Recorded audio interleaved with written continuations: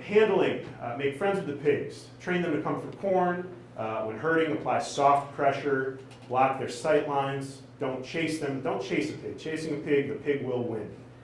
They don't follow too closely either. They love to double back. As soon as they feel they're threatened, they're just going to go right around you and you start the whole thing again. With a young pig, the easiest way to pick it up, if you have to try to grab it out of the scrum, is to try to grab it right above its rear hock. That's the most secure area. You've got sort of a natural handle and you can sort of pick them up fairly without a lot of concern, as long as you don't twist their leg around and sort of hold them like that and then tuck them under an arm for giving them shots, what have you. Equipment. Remember that pigs love to destroy things. They will tear things apart, so build it tough or purchase something that's specifically been designed for pigs. And even then, they'll tear it apart and it'll just take a little longer. Gravity-fed metal hop-style feeder, like you saw. You can water them out of tubs, on low tubs on the ground, but they love to get in those tubs and take baths.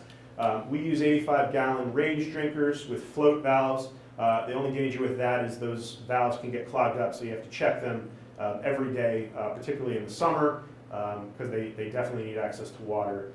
Portable pig shelters. I messed around for a long time, with building my own shelters, trying to figure out a good way to have modular shelters that I set up every winter or in different parts of the field. And finally, I said the hell with it, and I just spent the money and bought portable pig huts, galvanized half-dome, sort of Quonset hut style pig huts, and that was a lifesaver. Easily portable, watertight, a real good buy. Step-in plastic fence posts, solar-powered charger, polywire, and then finally a trailer for transport to slaughter, which you can either have or borrow. How about shade, portable shade? Portable shade, yeah, you would need something if they're going to be out in the field. You just have to figure out a way that they're not going to be able to knock it over. You could drive in a couple of T-posts into the ground and stretch tarps. Just make sure that everything is at least 4 feet off the ground so they can't get a hold of them. I've done that on the fly, a couple of situations, not necessarily for shade, but for like rain cover, if we've had real bad weather coming, but you could apply the same shade. A couple of pictures. Those are the huts that I'm talking about on the right. Do they afford enough shade if they're open on both ends?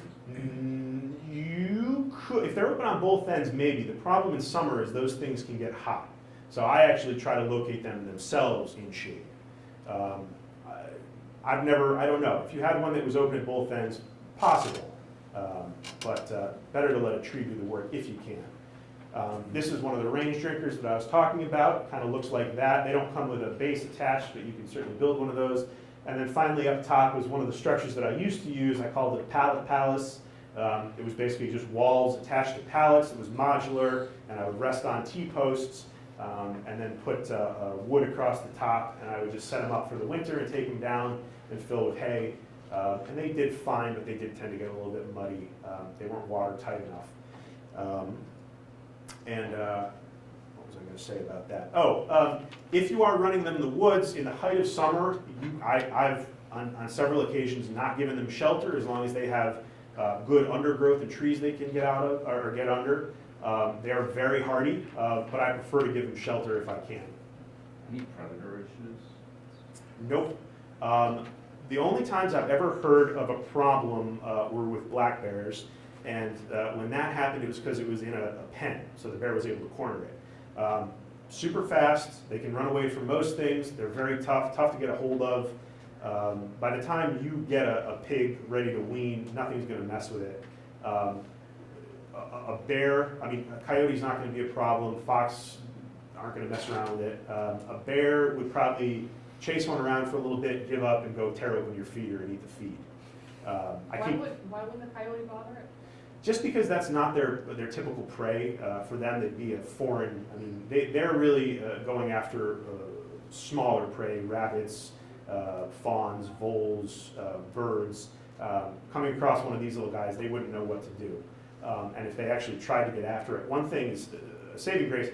Pig's skin is really thick. I don't even know if a coyote would have the jaw strength necessarily to go for the jugular of a pig if a pig had its mind set on not being held down. Like I said, they're incredibly strong. So we've never had predator problems. I expect to have bear problems in the next couple of years because they're really becoming more of a thing in our part of the state, but I'm more worried about our feeders.